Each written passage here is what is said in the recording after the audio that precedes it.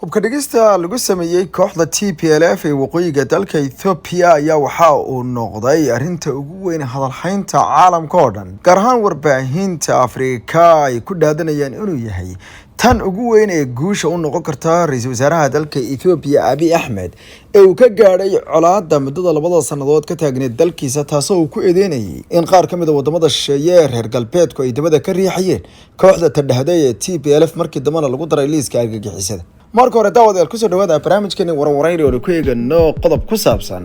xabad joojintii toddobaadkan dabayaaqadiisii lagu soo gabagabeeyay dalka South Africa ee ugu dambeyntii dhashay in kooxda TPLF jilbaha dhulka loo dhigo laguna khasbo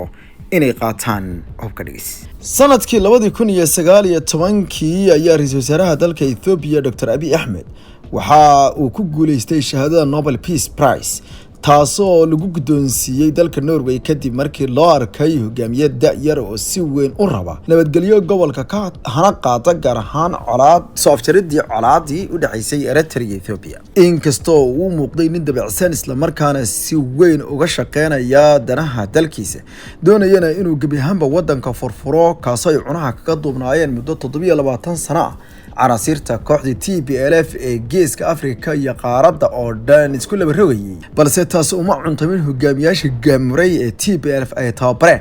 iyo kuwii kale iyaga qowmiyadooda ka soo jeeday oo iyagu goor sii horeysay isi siiyay talada iyo gabi ahaanba manfaca laga heli karo dalka Ethiopia. bishii November sanadkii 2020 Abiy Ahmed wuxuu ku khasbanaaday inuu difaaco magaalada caasimadda ah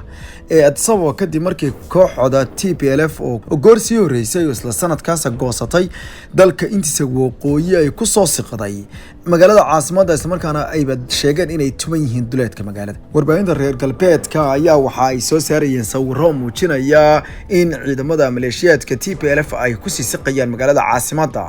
waxayna taasi keentay argagax aad u weyn iyo kala yaac ka dhacay magaalada gudaheeda walow markii dambe la xaqiijiyay inay kooxdu magaalada u jirtay wax ka badan 200 oo kiiloomitir.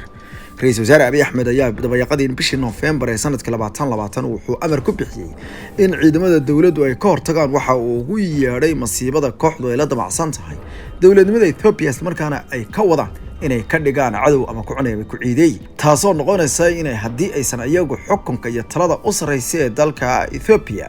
aysan haysan ay bedelka ka dhigaan xabaalo. taas ra'iisul wasaaraha Ethiopia inkastoo dhibaato aad u weyn kala kulmay dabadeedna ciidankiisii uu ku burburay haddana qiimo yar uguma kicin dib ayuusan u riixay. dalka Eritrea oo u muuqday inuu gundhig oo ka sii dhigay siyaasadiisa ayaa u heeliyay sida ay qabaan inta badan dadka dhaliila madaxweynaha dalka Eritrea Isaias Afwerki waxaa dhibaato aad u xooggan isaga iyo dalkiisa iyo dadkiisaba u geystay TPLF waxa ay ka dhigeen nin dunida ka soocan waxay u geysteen dulmi aad iyo aad u ballaaran oo ay ka mid tahay inay cunaqabatayn saareen iyo inay reer galbeedkii oo Ethiopia ka dhigtay caloosho shaqaystayaasha ay ku kirbaashaan geeska Afrika iyaguna Markan adeegsaday hase yeeshee ma uusan lumin kanshada ballaaran ee uu helay Markan. Isaias wuxuu amray ciidankiisa inay ka qayb qaataan caawinta iyo dib u riixista kooxda waxayna ku guuleysteen markiiba inay kala jabiyaan difaacyadii kooxdu waxay haysatay agab iyo waliba kayd hubkii ugu ballaarnaa Ethiopia oo dhan. goor sii horeysay ayay dalka waxay ka daldasheen wixii hanti dhaqaale hub rasaas gantaalo diyaarado iyo waliba agab kala duwan oo ahaa kaydka qaranka Ethiopiaanka federaalka ka wada dhaxeeyay waxayna ku kaydsadeen bakhaaro iyo bakaaro waaweyn oo ku yaala gobolka Tigray ee waqooyiga dalka Ethiopia gaar ahaan magaalada Maqale. si kastaba ha noqotee ciidamada dalka Eritrea oo gacanta sareysa iyo dagaalka lahaa mar walbana yaqaan halka la qabtay sida loo xanoojiyo kooxda wayaamada ayaa ugu dambeyntii ku guuleystay inay ciidamadoodii ay buraha ku xareeyaan isla markaana ay kala diraan. khilaaf xooggan ayaa yimid dabayaaqadii sanadkii 2021 oo Abiy Ahmed maadaama uu haysto shahaadada Nobel Peace Prize waxa ay ku noqotay isaga mid laf dhuun gashay waxaana loo adeegsaday in maadaama uu nabadoon kolka ooreysiba ku soo caan baxay iskuna cimaamaday inaan cidna ka garaysanaynin lagana yeeri doonin wax loogu yeeray inuu mar kale noqdo hogaamiye kooxe ama hogaamiye dagaal. si kastaba ha noqotee arrimahaas waxaa la sheegay inay Isaias iyo Abiy Ahmed ay kala keeneen inay kala cadhoodaan. Isaias wuxuu ku khasbanaaday inuu ciidankiisa dib ugu celiyo xuduud kooxdii TPLF oo iyadu markaas ka warheshay in awoodda Eritrea mar kale ruqaansatayna waxay dib ugu soo rogaal celiyeen deegaanadii isla markaana waxay dib markaasi boorka uga jafeen dagaaladoodii iyagoo dhexda ka jabiyay mar kale difaaciyadii Abiy Ahmed oo kolka isku haleynay joojiyey ballanqaadka iyo carab laalaadinta reer galbeedka. Beddelka reer galbeedka waxay qaateen tallaabooyin la yaab leh oo ay ka mid tahay in ay baabuurta waaweyn ee xamuulka ay sheegaan in marar badan lagu gurayo deeqaha qamandida iyo cuntooyinka kale ee looga baahan yahay goobaha colaadda, la sii raaciyo lana dhexgeliyo hub, agab dhaqaale iyo shida loogu talagalay in lagu taakuleeyo laguna bari taaro kooxda TPLF. taasi qiimo yar oo kale haddana uguma kicin Abiy Ahmed. kol kale ayaa la isku gadaamay ciidankiisina waa la warjeefay. dabeedna waxaa lagu soo siqay dhinaca kale ee wadanka. deegaano badan oo Amxaaradu leedahayna waa la qabsaday. kol kale ayaa haddana waxa ay dib u bilaabatay colaado sanadkan iyada oo ay u muuqatay inay markan dawladda dalkaasi Ethiopia ay ku qanacday run ahaanshaha laba wajileynta reer galbeedka warbaahintoda iyo hay'adaha ay ugu yeedhan qaramada midoobay, kuwaas oo iyagu iska cadeed warkoodu ahna mar walba inay la jirka yihiin dadka ay ku shaqaysan jireen, kol walbana dadka danahooda u fududeeya ay bulshada ka dhex yaqaanaan. Abiy Ahmed iyo ciidamadii dalka Eritrea marka la iskaashanaya kooxdii Tigray People's Liberation Front la baxday TPLF waxay ku qasbeen inay buuraha galaan.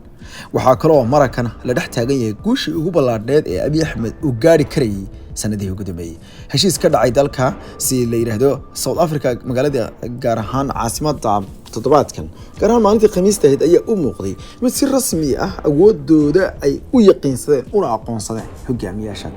Tigray kooxda kadib markii awoodoodii la wiiqay isla markaana ciidamadoodii la baabi'iyay. waxaa lagu khasbay hogaamiyaashooda inay u diyaar garoobaan dil ama inay saxeexaan. heshiiska ay saxeexeen qodobka ugu muhiimsan nuxdan oo ah waxa weeye olole ay bilaabeen qaar ka mid ah dadka u dhaqdhaqaaqa awoodsiinta Afrikaanimada oo ah kooxda loo yaqaan No More oo kale, kuwaas oo maalmihii ugu dambeeyay bilihii dambe ku dhawaaqay kuna baaqay in dawladda Ethiopia ay la timaado hadallo iyo waliba dood cayman oo ah hubka dhigis. tii ayaa dhacday. kooxda waxa ay ogolaatay in hubka ay dhigto isla markaana ay dadkooda ka mid noqdaan, dabadeedna loo sameeyo maamul buuxa oo dadka iyo dawladda dhexba ay raali ka yihiin.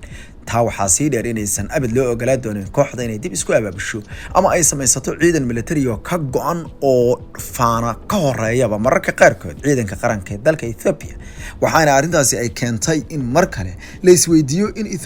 Ethiopia ay noqon karto mid ay maamuli karaan qoomiyadda Oromada kala. Abiy Ahmed mar walba waxa uu diiday in uu yahay nin qoomi ah oo wuxuu dhahaa anigu waxaan ahay nin heer qaran. marar badanna waxa uu isku wadaa siyaasadaha isdiidan ee dalkiisa. isaga waa Ethiopian, aabihii wuxuu ahaa Muslim, qoyskiisana wuxuu ka soo jeeday Muslimiin kafac dhinaca aabihii. hooyadii waa Kirishtaan waana Amxaaro, waxaana la aaminsan inuu cilaaqaad wanaagsan la leeyahay reer Abtigi maadaama uu dhinaca reer Abtigi ku soo koray oo ay soo korsadeen. marar badan ma sheegto waxa uu yahay Kirishtaan iyo Muslim, wuxuuna mararka qaarkood arkaysaa isagoo ku tooqaya diimaha samaawiga oo dhan. xataa marar badan waxaa la arkaya isagoo soo xiganaya aayaadka Quraanka Kariimka oo san laftigooda akhrinaynin balse uu macna ahaan sheegayo. wuxuuna dhowr jeer xusay hogaamiyaal diimeed oo Islaam ah ugu dambeeyay 2 toddobaad ka hor isagoo ku sugnaa Jigjiga oo si weyn u ammaanay Imaam Axmed Gurey oo uu sheegay inuu ahaa hogaamiye haliyay ah oo dhiiggiisa u horay inuu difaaco diinta Islaamka iyo waliba qiyamka waxa uu ugu yeeray dadka bulshada ah ee Muslimiinta Soomaaliyeed. laakiin wali warbaahinta hay'adaha xuquuqul insaanka isugu yeedha kuwa qaramada midoobay wadamada reer galbeedka farba u taagan. waxaad arki doontaa inay fartaasi noqoto inay bartilmaameystaan hogaamiyaasha ka mid yahay Abiy Ahmed, ayna soo saaraan sheekooyin iyo waxyaalaha la ku aadan tacadiyo iyo dilal oo laga geystay. waa run in dagaaladaasi ay dhaliyeen tacadiyo aad u foolxun oo dhinacyada gaadhay laakiin yaale eedeeda. isweydiintu si xaggee bay ka timaadaa mar walbanse yaa xisaabta qaada yaase kala saara dadka. ururka African Union ee iyagu shirka garwadeenka ka ahaa waxay weydiisteen dalalka reer galbeedku inay faraha ka qaadaan oo arrintan u daayaan. madaxweynihii hore ee dalka Nigeria Olusegun Obasanjo ayaa garwadeenka ah wada hadallada. xogayaha arrimaha dibadda ee Mareykanka Anthony Blinken ayaa soo dhaweeyay wada hadallada. sidoo kale Joseph Borrell oo isaguna madaxa midowga Yurub ah ayaa isaguna sheegay inuu ku faraxsan yahay. hase yeeshee Ethiopia Abiy Ahmed ka u taliya iyo wadamada reer galbeedku way isku muuqdaan wayna soo dhamaadeen. maalmihii macaanaa ee Ethiopia reer galbeedku uu isticmaali jiray maxmiyad yar oo ay ku dilaan wadamada kale oo ay ugu horeyso faragelintii baaneed ee foosh xumeed ee Soomaaliya ku hayeen. Ethiopia waayadii u dambeysay waxa ay sheegaysay inay siyaasad ahaan isdejisay oo ay ka gabangaabsatay faragelintii tooska ahayd iyo tii dadbaneed ee ay ku haysay nidaamka Muqdisho iyo sidoo kale magaalooyin kale wadanka oo ay mar walba u gacan haadi jirtay